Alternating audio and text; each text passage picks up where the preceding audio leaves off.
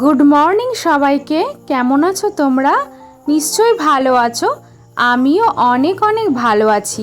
আজকে না আমি ফুল এনার্জি নিয়ে ঘুম থেকে উঠেছি সকালবেলা। তো আমার বাসি কাজ সারা হয়ে গেছে, আর পুজো হয়ে গেছে স্নান করে। এবার ঘরের একটু বিছানাটা আমি তুলে নিচ্ছি। আরোহীকে তুললাম, তুলে বিছানাটা তুলে নিলাম, ওকে ব্রাশ হাতে দিয়ে বাইরে পাঠিয়ে দিয়েছি। আর আমি ঘরটা একটু পরিষ্কার করে নেব, তারপরে যাব রান্নাঘরে। আগে নিজে একটু চা খেয়ে নেব, তারপরে রান্না আমি শুরু করব। তো আজকে আমার শাশুড়ি মা বাড়িতে নেই, তো তার জন্য আমাকে ফুল এনার্জি নিয়ে কাজগুলো করতে হবে। শাশুড়ি মা বাড়িতে নেই বলে যেহেতু আমাকে সব কিছু করতে হবে, তাই অনেক সকাল সকাল উঠেই আমি কাজগুলো শুরু করেছি। তার মধ্যে আবার আরোহী আছে, ওকে খাওয়ানো, স্নান করানো, ঘুম পাড়ানো আছে, আর ওকে একটু পড়ানো আছে। তাই সকালবেলা ঘুম থেকে উঠে আগে ওকে ব্রাশ হাতে ধরিয়ে দিয়েছি। আমি বললাম তুমি আজকে একাই ব্রাশ করে নাও, তো আজকে আমার সময় নেই, তুমি ব্রাশটা করে নাও, তারপর তোমাকে খাইয়ে দেবো। তো দেখো আমার বিছানা তোলা প্রায় কমপ্লিট হয়ে গেছে। এবার নিজে একটু চা খেয়ে নিয়ে চলে যাব রান্নাঘরে রান্না করতে। তো দেখো আমার প্রায় হয়ে গেছে। তো আজকে ভেবেছি একটু কাচাকুচো করব। কয়েকদিন ধরে বৃষ্টি হচ্ছে, আমি একটু কাচতে পারছি না, তো অনেক জমে আছে, 2 গামলা হয়ে গেছে। তো সেগুলো আমি রান্নার ফাঁকে ফাঁকে একটু কেচে ওপরে নেড়ে দেব। দেখো চলে এসেছি রান্নাঘরে। আমি আগেই ডাল সেদ্ধ বসিয়ে দিয়েছিলাম। আগে ভাতটাও আমার অলরেডি হয়ে গেছে, কারণ আমি পুজো করার আগে আমি ভাত বসিয়ে দিয়ে গিয়েছিলাম। আমি ভেবেছি পুজোটা করার আগে যদি ভাতটা হয়ে যায় খুব ভালো হবে। ভাত আর ডালটা আমার কমপ্লিটই হয়ে গেছে। তো দেখো, তো একটা একটা করে সবজিগুলো কাটবো আর রান্না বসিয়ে দেবো।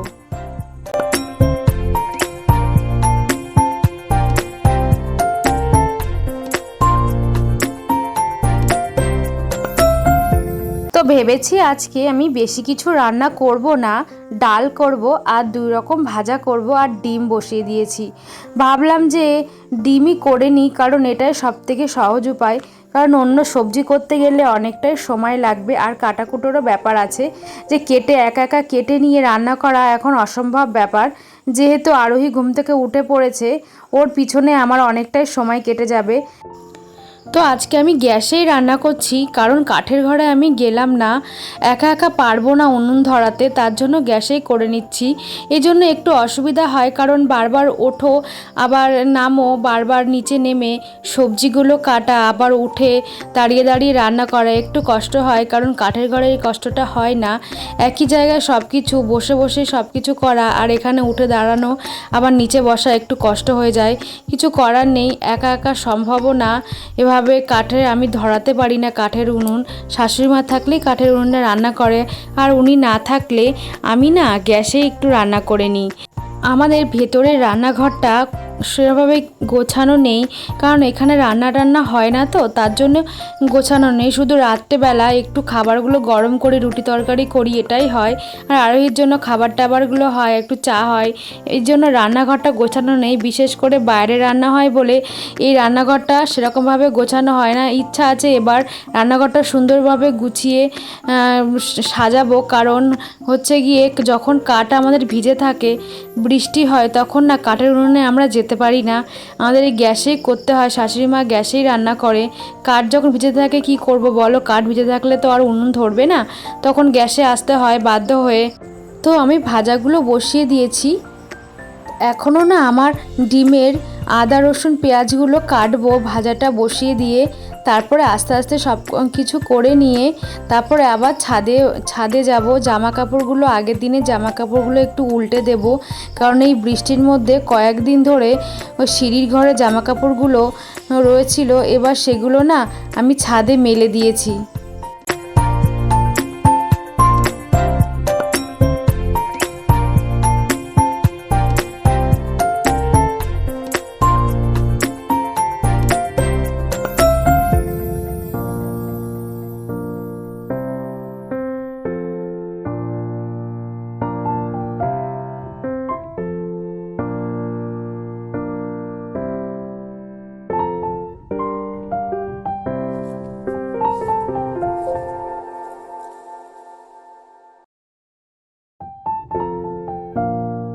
আর ভাজাগুলো প্রায় কমপ্লিট হয়ে যাচ্ছে। আরোহীকে আমি খেতে দিয়ে দিয়েছি, আমি বললাম সোনামা তোমাকে আমি খাইয়ে দিই, বলছে না মা তুমি রান্না করো, আমি একাই খেয়ে নিচ্ছি। তো দেখতেই পাচ্ছ আরোহী মোবাইল দেখতে দেখতে খাচ্ছে। আমি বললাম টিভি দেখো, মোবাইল দেখতে হবে না। তো বলছে না আমি মোবাইলটাই দেখবো। যাই হোক যাতে তাতে খেয়ে নিলেই হয়, কারণ মোবাইল দেখে হোক বা টিভি দেখে হোক খাওয়াটা নিয়ে কথা। কারণ আমি খুব একটা মোবাইল ওর হাতে দিই না, যখন নিজে খাওয়াই তখন একটু গল্প করে করে খাওয়াই আর খেলনাগুলো সামনে দিয়ে দিই, ও খেলা করে আর খায়। কিন্তু নিরুপায় আজকে, কারণ কাজের অনেকটা চাপ আছে, তার জন্য ও মোবাইল নিচ্ছে নিক, ও খাওয়াটা নিয়ে কথা, খেয়ে নিলেই হবে। তো যাই হোক আমার ভাজাগুলো প্রায় কমপ্লিট হয়ে গেছে, দেখতেই পাচ্ছ।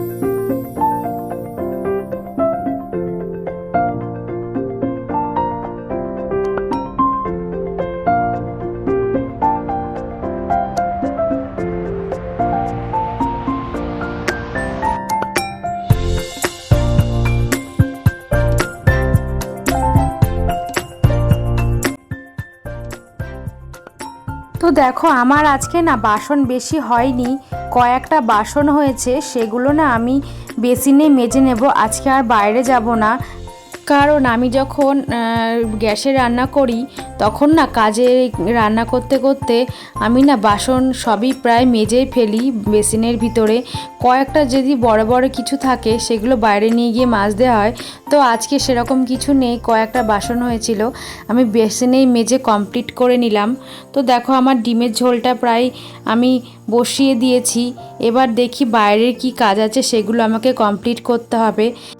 দেখো আবার টাইম কলে জল চলে এসছে, এই পাইপটা দিয়ে জল পড়ে যাচ্ছিল, তো এই ড্রাম দুটোতে ভর্তি করে রেখে দেব। এই ড্রামে ভর্তি করে রাখি, আমরা ঘর মুছি আর হচ্ছে জামা কাপড়গুলো কেচে নিয়ে এই চাতালগুলো একটু ধুয়ে নিই, কারণ এই জলটা ধরে রাখলে খুব উপকার হয়, নাহলে বাইরে পড়ে গিয়ে সব জল নষ্ট হয়ে যায়। দেখো ঘরে এসছি, দেখো দুষ্টু মেয়ে কি করছে, আলতা জলে গুলে কি করছে দেখো ব্রাশ দিয়ে হাতে।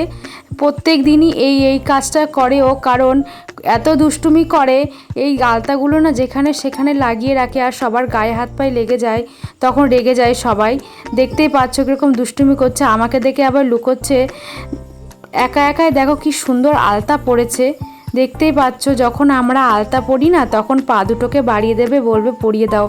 নরম চামড়া তো, আমি পরাতে চাই না, যদি অ্যাসিডে হাত পাগুলো পুড়ে যায়। দেখো ওপরে চলে আসলাম, ছাদের ওপরে জামা কাপড়গুলো একটু উল্টে দেব।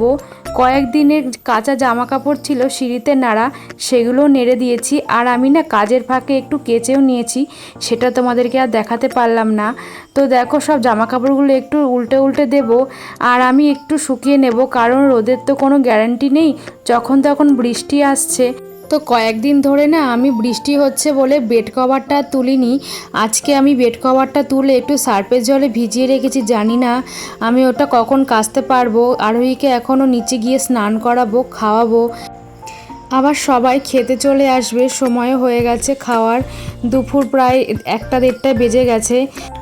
যখন বৃষ্টি হয় তখন না আমি আর জামা কাপড়গুলো কাচি না, কারণ কাঁচা জামা কাপড় দিয়ে একটা বাজে গন্ধ বেরোয়, তার জন্য বৃষ্টি যে কদিন হয় একটা গামলার মধ্যে জামা কাপড়গুলো আমি জড়ো করে রেখে দিই, যেদিনকে রোদ্দুর ওঠে সেদিনকেই কেচে দিই। কারণ আমি আমাদের এখানে খুব একটা কারেন্ট থাকে না বলে কাচারও সাহস পায় না যে ফ্যানের হাওয়ায় একটু শুকিয়ে নেব। জামা কাপড় উল্টে দিয়ে আমার প্রায় কমপ্লিট হয়ে গেছে, এবার নিচে চলে যাব। আমার ভিডিওটা যদি ভালো লেগে থাকে সাবস্ক্রাইব করে রেখো, ফিরে আসবো নেক্সট কোনো ভিডিও নিয়ে, ততক্ষণের জন্য টাটা।